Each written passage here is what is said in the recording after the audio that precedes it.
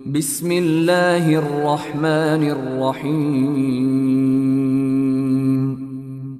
أم حسبتم أن تتركوا ولما يعلم الله الذين جاهدوا منكم ولم يتخذوا من دون الله ولا رسوله ولا المؤمنين وليجة والله خبير بما تعملون।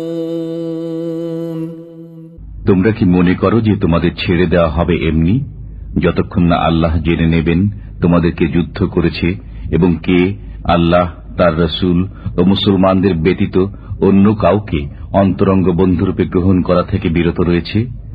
আর তোমরা যা করো সে বিষয়ে আল্লাহ সবিশেষ অবহিত। ما كان للمشركين أن يعمروا مساجد الله شاهدين على أنفسهم بالكفر أولئك حبطت أعمالهم وفي النار هم خالدون। মুশরিকরা যোগ্যতা রাখে না আল্লাহর মসজিদ আবাদ করার, যখন তারা নিজেরাই নিজেদের কুফরির স্বীকৃতি দিচ্ছে।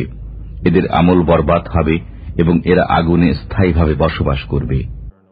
إنما يعمر مساجد الله من آمن بالله واليوم الآخر وأقام الصلاة وآتى الزكاة ولم يخش إلا الله فعسى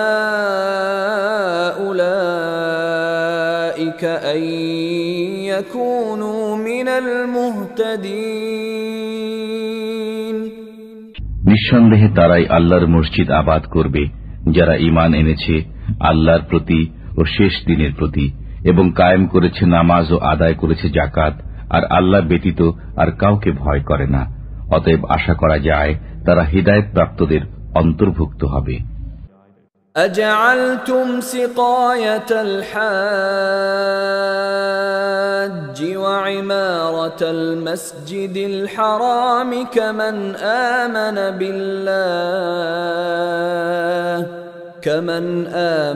بالله واليوم الآخر وجاهد في سبيل الله لا يستوون عند الله والله لا يهدي القوم الظالمين।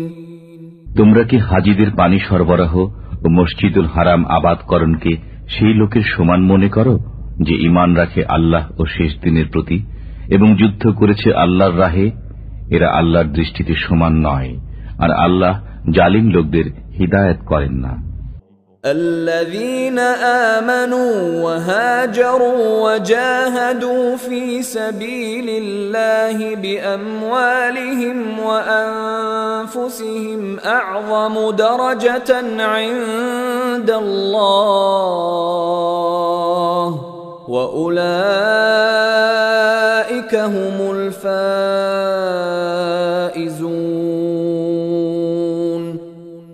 যারা ঈমান এনেছে, দেশ ত্যাগ করেছে এবং আল্লাহর রাহে নিজেদের মাল ও জান দিয়ে জিহাদ করেছে, তাদের বড় মর্যাদা রয়েছে আল্লাহর কাছে, আর তারাই সফল কাম।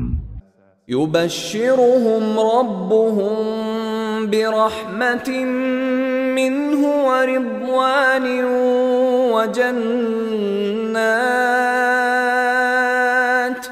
وجنات لهم فيها نعيم মুকিম। তাদের সুসংবাদ দিচ্ছেন তাদের পরওয়ারদিগার স্বীয় দয়া ও সন্তোষের এবং জান্নাতের, যেখানে আছে তাদের জন্য স্থায়ী শান্তি।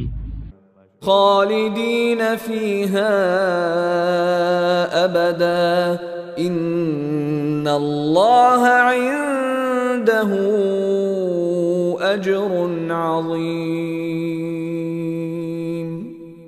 তথা তারা থাকবে চিরদিন। নিঃসন্দেহে আল্লাহর কাছে আছে মহাপুরস্কার।